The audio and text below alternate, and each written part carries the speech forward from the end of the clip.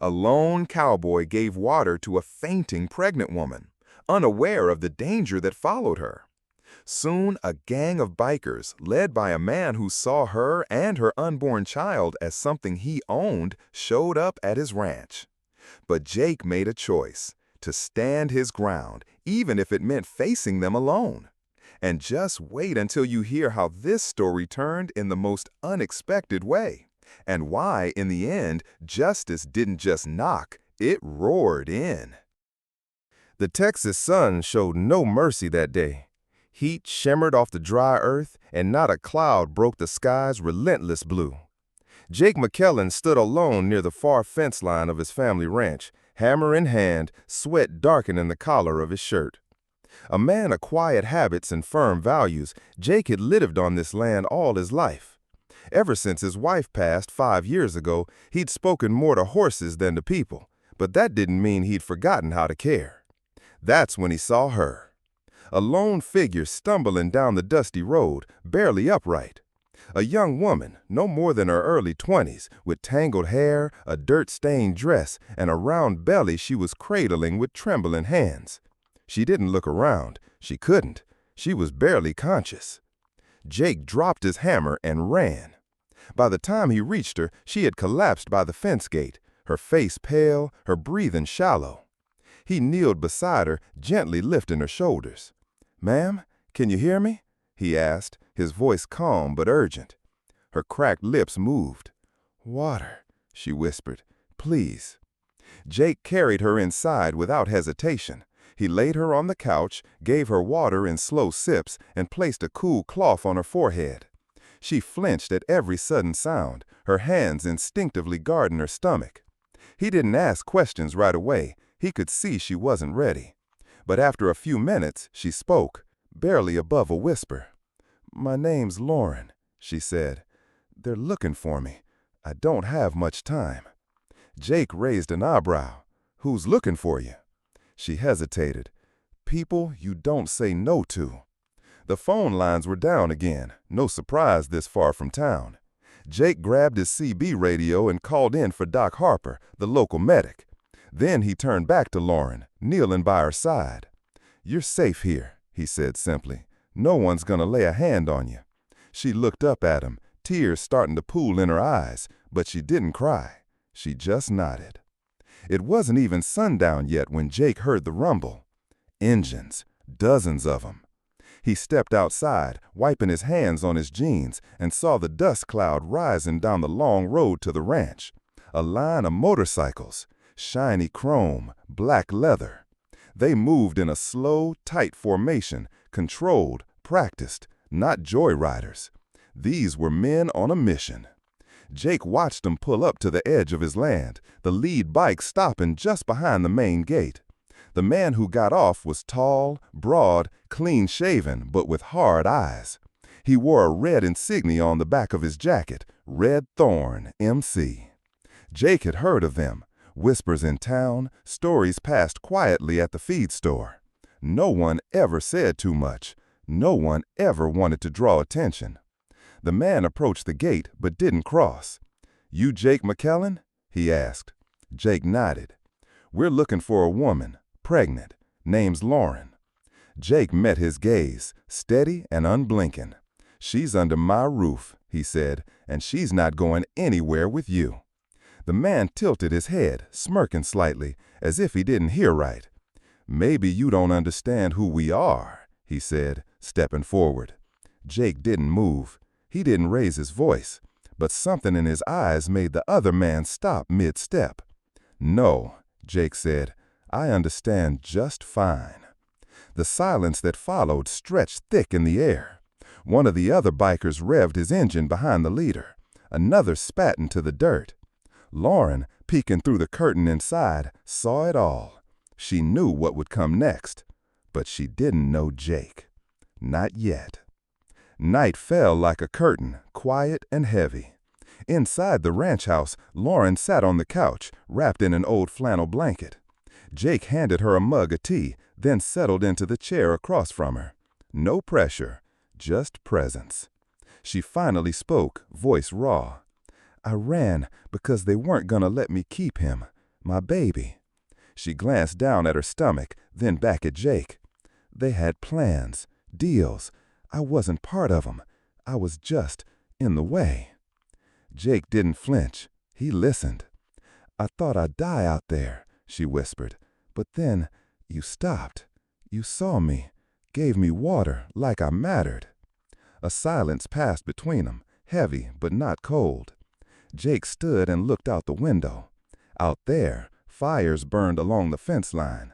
Silhouettes paced near motorcycles. They were waiting, watching. "They think I'll fold," he said. Lauren nodded slowly. "They don't like when someone stands up." Jake turned to her.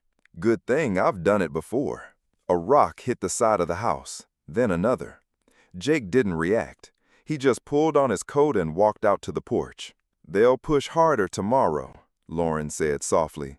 Jake answered without turning. Then we pushed back. The morning came slow.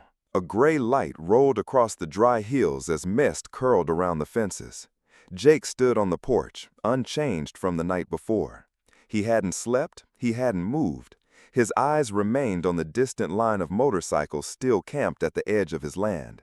They hadn't left, but neither had he. Inside the house, Lauren stirred.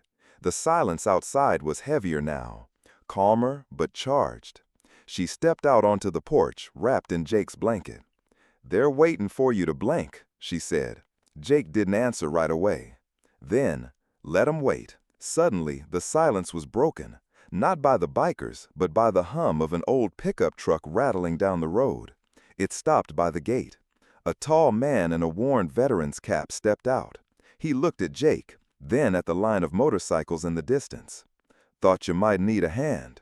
It was Charlie Danvers, Jake's old Army friend. They hadn't spoken in years, but some bonds never loosen. Jake nodded once, tight-lipped, and tossed him a spare rifle. 15 minutes later, another truck arrived. Then 2 more. By midday, the long drive to Jake's ranch looked like something out of a forgotten American hymn. Farmers, ranchers, church volunteers. Even a local mechanic parked his truck sideways at the end of the road, just in case. Jake's quiet stand had become a signal. People didn't come for a fight. They came because they knew what it meant when someone stands alone against the wrong thing. Inside the house, Lauren watched the front yard fill with quiet strength. She saw a young couple bring canned food. An older woman hand Jake a walkie-talkie. No one shouted, no one asked for anything. They just stood with him. "You've got people," Lauren whispered. Jake looked at her, eyes steady. "We all do. Sometimes it just takes a moment like this for 'em to show up." From the edge of the property, the bikers watched with growing uncertainty. What was supposed to be intimidation was now a standoff, one they hadn't planned for, one with witnesses, cameras, support. Lauren gripped Jake's arm.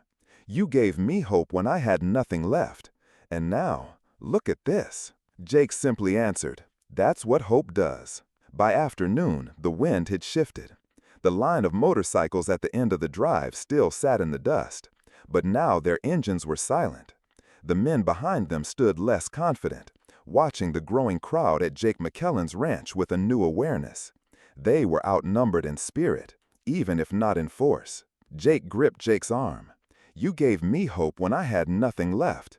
And now, look at this." Jake simply answered, "That's what hope does." By afternoon, the wind had shifted.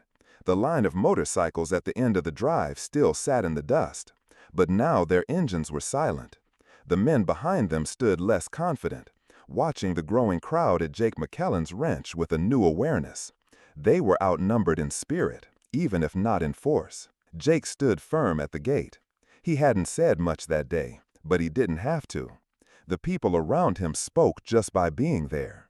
Old neighbors who rarely crossed property lines, quiet families, a retired school teacher with a folding chair.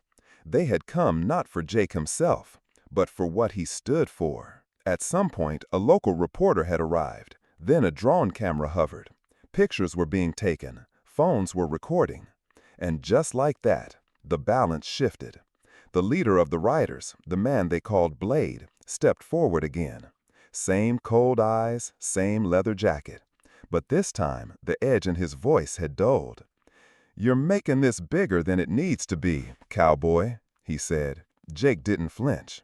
"It already is." Blade looked at the silent crowd behind Jake, then at the press nearby. He knew.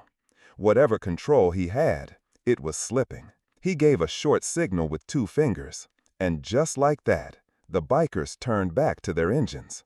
One by one, the motorcycles pulled out, slowly, without a word. The last one to leave looked over his shoulder once and kept going. Jake didn't cheer. He just let out a quiet breath and turned back toward the house. Inside, Lauren was crying, not from fear anymore, but from relief. She clutched her stomach, whispering thanks under her breath, not just for herself, but for the child she hadn't yet met, a child who would now be born in safety. Jake stepped inside and gently touched her shoulder. "It's over," he said. "No," Lauren replied, smiling through tears. "It's just beginning." Weeks later, Lauren gave birth to a healthy baby boy. She named him Jacob Miles, after the man who first stopped to give her water and never backed down. Jake became the boy's godfather, and every summer, folks from town gather at the McKellen Ranch.